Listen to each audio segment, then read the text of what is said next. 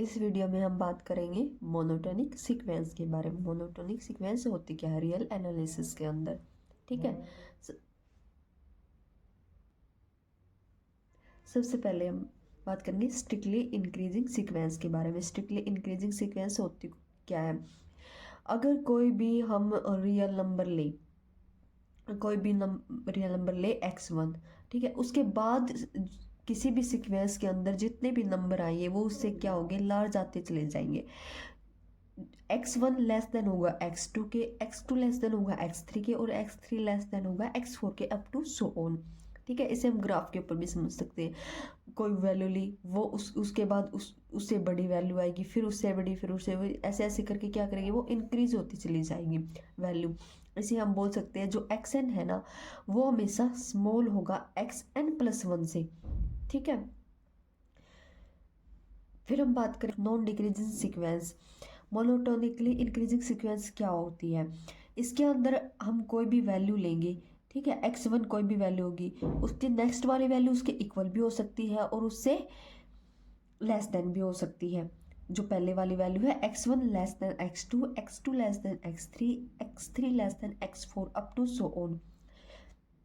कोई भी वैल्यू ले हम, उससे जो नेक्स्ट वैल्यू, जो पहले वाली वैल्यू हो, लेस देन और क्या हो है, इक्वल हो सकती है कोई भी वैल्यू। जैसे इस ग्राफ के थ्रू हम शो करेंगे, x1 लिया, x2 इक्वल हो गए, बट x3 क्या हो गया, इंक्रीज हो गया, x4 इंक्रीज हो गया, बट क्या है, x5 उसके इक्वल आ गया। ऐसी सीक्वेंस जिसमें क्या है, कोई दो नंबर इक्वल भी हो सकते हैं या फिर वो उससे लार्ज होंगे, स्मॉल नहीं होंगे। नॉन डिक्रीजिंग ऐसी सीक्वेंस जो डिक्रीज नहीं करेगी बट वैल्यू दो नंबर्स की सेम हो सकती है, ठीक है। नेक्स्ट स्ट्रिक्टली डिक्रीजिंग, ऐसी सीक्वेंस जो क्या कर रही है, डिक्रीज ही कर रही है, किसी नंबर के बाद डिक्रीज, उससे कम ही होती जा रही है।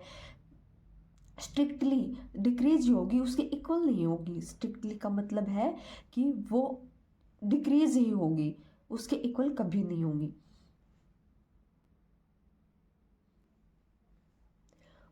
फिर हम बात करेंगे मोनोटोनिकली डिक्रीजिंग और नॉन इंक्रीजिंग सीक्वेंस के बारे में। मोनोटोनिकली डिक्रीजिंग सीक्वेंस क्या होगी? इसमें क्या है, वैल्यू है सेम भी हो सकती है, उसके इक्वल भी हो सकती है पहले वाले के, बट इंक्रीज नहीं होगी कभी भी। नॉन इंक्रीजिंग, उससे क्या है, वो ज़्यादा नहीं हो सकती, उसके इक्वल हो सकती है या फिर उससे कम ही होगी हमेशा। x1 कोई वैल्यू ली, x2 उसके इक्वल है, बट x3 क्या उससे डिक्रीज हो रही है, उससे आगे नेक्स्ट सीक्वेंस के अंदर इक्वल भी आ सकती है या फिर प्रॉपर डिक्रीज ही कर सकती है। ऐसी सीक्वेंस को हम बोलेंगे मोनोटोनिकली डिक्रीजिंग और नॉन इंक्रीजिंग। इंक्रीज नहीं होगी, हमेशा क्या होगी, घटती चली जाएगी, ठीक है। जो x1 वैल्यू है वो xn+1 से क्या होगी, बड़ी होगी या फिर क्या होगी, उसके इक्वल होगी। xn+1 लेस देन और equal to xn। Strictly increasing sequence को हम स्ट्रिक्टली इंक्रीजिंग सीक्वेंस को हम मोनोटोनिकली इंक्रीजिंग सीक्वेंस बोल सकते हैं। स्ट्रिक्टली डिक्रीजिंग सीक्वेंस को भी हम मोनोटोनिकली डिक्रीजिंग सीक्वेंस बोल सकते हैं। ये सिंबल डिक्रीजिंग के लिए है और ये सिंबल इंक्रीजिंग के लिए है, ठीक है। ये डिक्रीजिंग के लिए और ये इंक्रीजिंग के लिए। But we can't say monotonically increasing और डिक्रीजिंग, ऑल्सो स्ट्रिक्टली इंक्रीजिंग और डिक्रीजिंग। हम स्ट्रिक्टली इंक्रीजिंग डिक्रीजिंग को मोनोटोनिकली बोल सकते हैं, बट मोनोटोनिकली को हम स्ट्रिक्टली इंक्रीजिंग डिक्रीजिंग नहीं बोल सकते। आज की वीडियो में हम इतना ही करेंगे।